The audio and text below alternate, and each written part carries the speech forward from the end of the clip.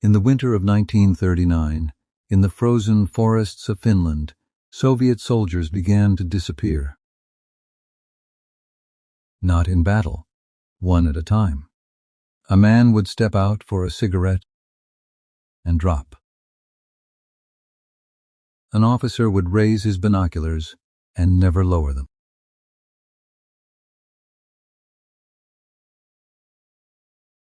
No warning, just the snow and a single distant crack that always came too late. The soldiers whispered that the forest was hunting them. They called it the White Death. On November 30th, 1939, the Soviet Union invaded Finland.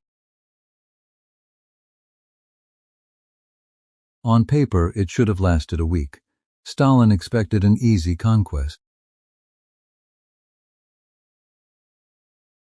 Instead, one of the great military humiliations of the century. The first reason was the cold, 40 below. The second was a quiet farmer from a village called Rautjärvi. His name was Simo Häyhä, a hunter, something the Red Army never saw coming. Here is what made him a legend. He refused to use a telescopic sight. A scope has a lens, and a lens catches the sun and flashes. So he used iron sights, pressed low into the snow, invisible. He packed snow in front of his position, so his shot raised no cloud. He held snow in his mouth, so his breath would not steam, and then he waited, motionless, for hours, in cold that could kill a man. The Soviets had nothing to aim at. No glint, no smoke. Only another man down.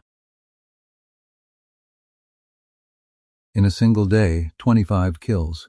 Across 100 days, the number climbs past 500.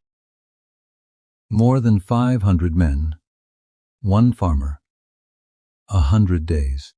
By 1940, the White Death was no longer a rumor.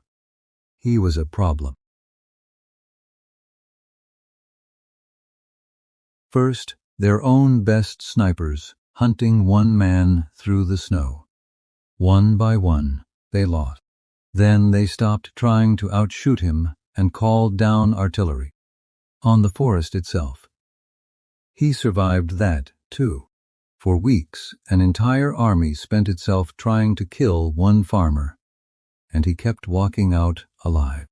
On the 6th of March, 1940, the forest finally caught him. A round struck his face. A wound the men who found him were sure he could not survive. He woke on the 13th of March, the exact day the war ended.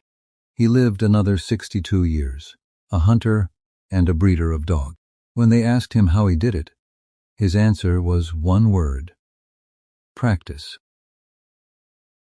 The most dangerous thing in the world is a single man who knows the ground better than you ever will. Subscribe, and we'll take you back into the cold.